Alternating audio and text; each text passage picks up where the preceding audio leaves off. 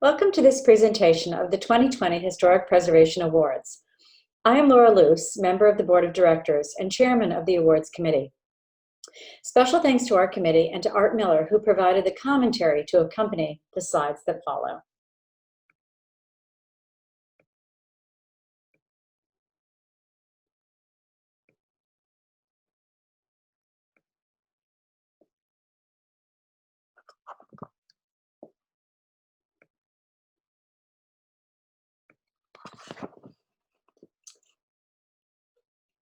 This year, the Preservation Foundation marks 3 decades of awards for outstanding preservation, rehabilitation, and restoration, following the Department of Interior standards, with awards also for infill, which is compatible new construction, and heritage, which is defined as paying forward significant historic properties.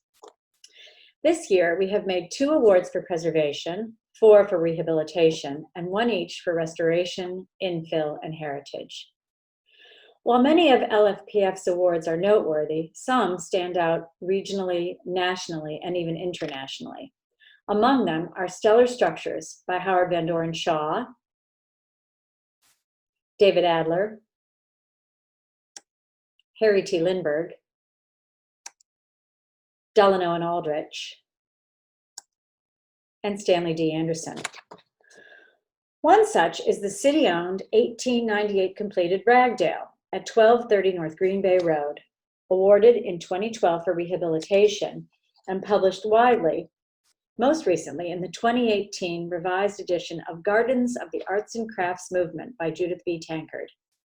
Another of our awarded privately held residences for restoration in 2000 and located at 1301 Knollwood Circle had then just been named one of the 30 most beautiful homes in private hands in the Chicago area by Chicago Magazine. Designed by Zimmerman, Sachs & Zimmerman and completed in 1932 in a modern style, the house has since been featured in several books and periodicals, perhaps most recently in the 2018 book Art Deco Chicago, Designing Modern America, edited by Robert Brugman, and in the just published Modern in the Middle, Chicago Houses 1929 to 1975 by Susan S. Benjamin and Michelangelo Sabatini. Lake Forest, a leading suburb of Chicago for 160 years, has many hundreds of historic and architecturally significant residences and other buildings carefully maintained by our community. For this stewardship by many, the Preservation Foundation is grateful. Our awards over these 30 years have highlighted over 200 of the most outstanding for design quality and condition. In many years, the organization has also awarded nominated landscapes, gardens, and parks. Lake Forest, uniquely on Chicago's North Shore, protects the landscape context of its significant historic structures. The awards this year illustrate these characteristics. 255 Foster Place, the Award for Heritage. This heritage designation by Lfpf recognizes this year the 1916 Howard Van Doren Shaw Entertainment Wing, added to the 1898 Lewis F. Swift Summer Place, designed by William Carbus Zimmerman and raised in the 1950s. The demolition of the main house and the adaptive reuse of the Shaw design wing was accomplished by local architect Stanley D. Anderson. You can see that the original house, the main house, is on the right and the entertainment wing on the left. The current owners, the second generation of second owners, have kept the house and 1950s reduced grounds in stable condition, paying forward one of the Green Bay Road Historic District's most illustrious Country Place era estate residences. That's the front facade. Wilson Lodge, the award for infill. This new paddle hut by local architect Peter Whitmer is a compatible addition to the cluster of historic and new classicist Knollwood club structures dating back to Howard Van Doren Shaw's original clubhouse and later locker room. The 1925 club has an 18-hole golf course, originally laid out by C.H. Allison and H.S. Colt, with its surrounding neighborhood by planner Edward H. Bennett. The neighborhood includes outstanding residences on over 2-acre plots by distinguished architects such as Zimmerman, Sachs & Zimmerman, and wall cut and work, and landscape architects C.G. Wagstaff and Ralph R. Root. This new structure sympathetically adapts to the almost century-old heritage of this remarkable club and its distinguished enclave.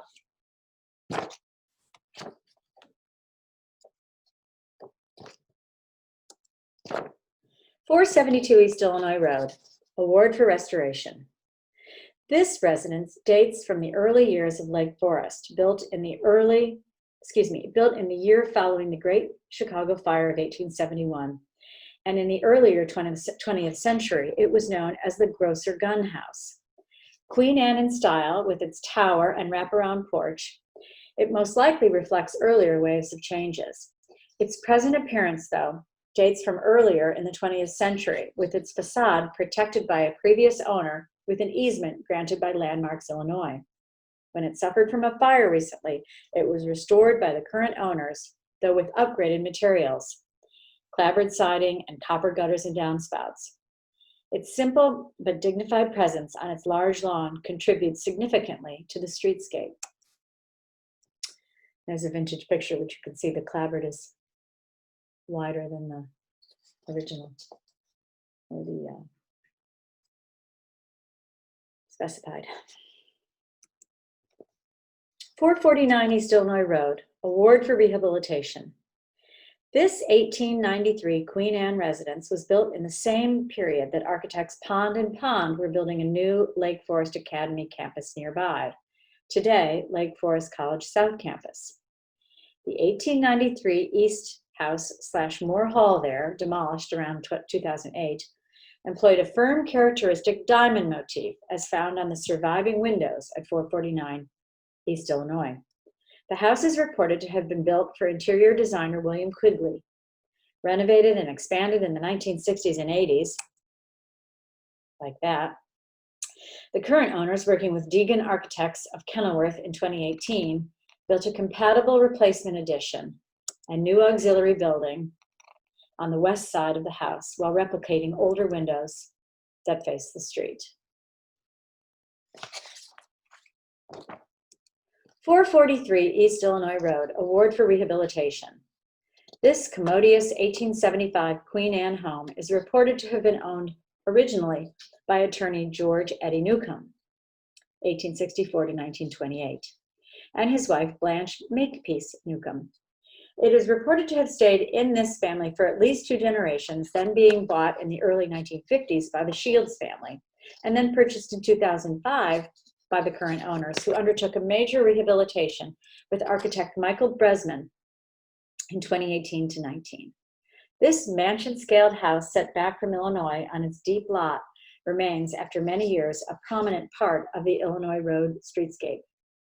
This third in a series of awards within a couple of blocks represents major reinvestments in this handsome, tree-lined, and park-like stretch of the original 1857 street plan near the town center.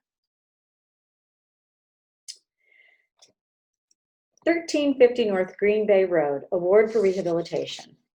This year, most of the awarded properties, with the exception of the new paddle hut at the Knollwood Club, are over a century old.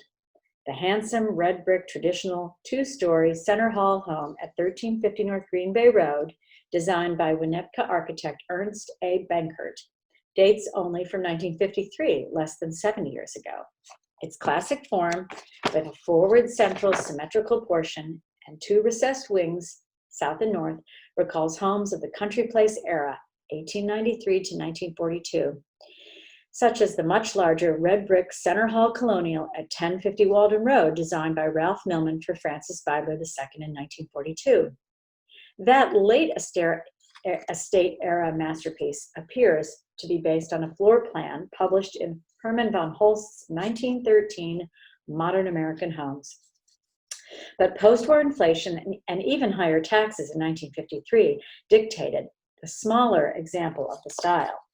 By the 1960s, the house's brick exterior was whitewashed or painted, then emphasizing its colonial federal character while disrupting its link to the local estate era. The current owner in 2009, with Moran Architects, undertook a major rehabilitation, including the return of the original brick's red color typical of the period. At a moment when mid-century modern has captured the imagination of many homeowners, this example of mid-20th century continuity with the earlier estate era is worthy of serious attention, representative of the large local impulse that was expressed also in smaller classic designs by locals Jerome Cerny and Stanley D. Anderson. 90 Woodland Road, Award for Rehabilitation. One of the most charming of the smaller homes of the Shaw-designed Green Bay addition, now the West Park National Historic District, is this two-story gambrel-roofed house a few doors in from Green Bay Road on Woodland, facing West Park's tennis courts. This lot was purchased by C.B. Fitzgerald, a local small businessman and member of the Young Men's Club formed in 1905. The 1906 plan by estate owners involved purchase of the east side of Green Bay Road, 1830s Atteridge Farm, to create a neighborhood for small local businessmen and their families, with 5-year loans at no interest, the sale taking place in the summer of 1907. Fitzgerald acquired a pre-cut kit for his home, probably assembled by James Griffiths, a son-in-law of Farmer Atteridge, who lived 3 doors east. The house's Queen Anne intricate shingle work on the second floor gable was a key feature of the rehabilitation, with the new addition and garage recently completed.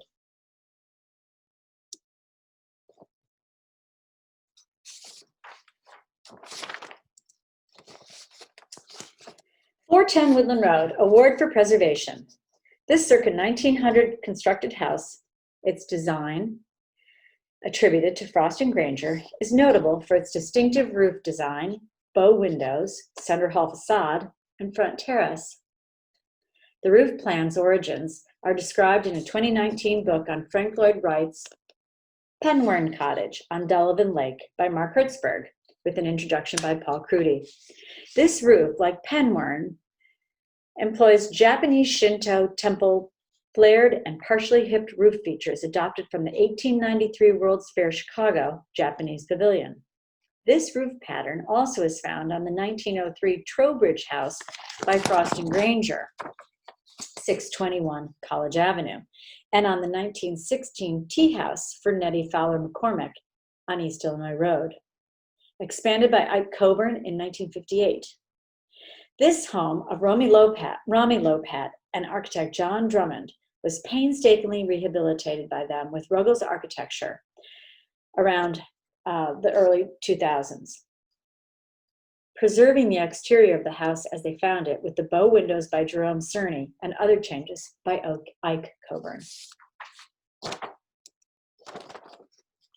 830 North Green Bay Road, Award for Preservation.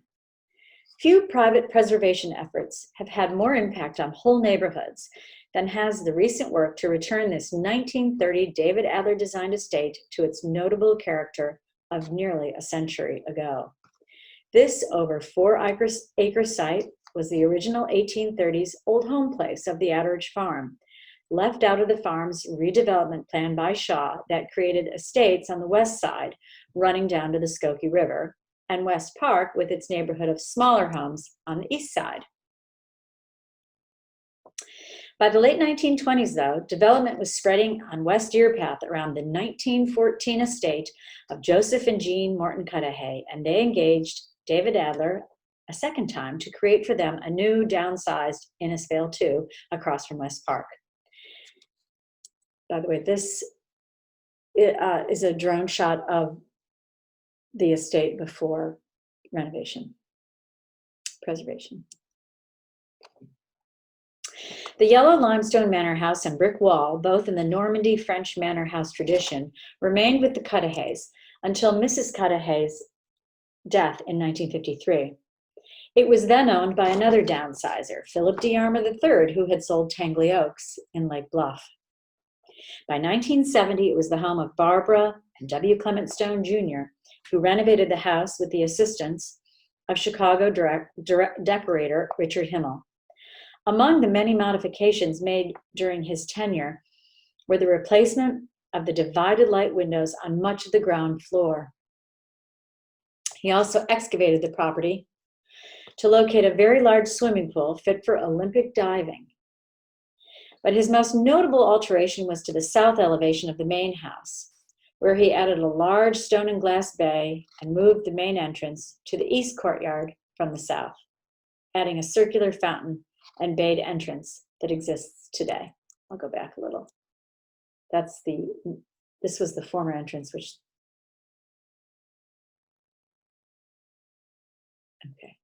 And you can see the former entrance on the lower right.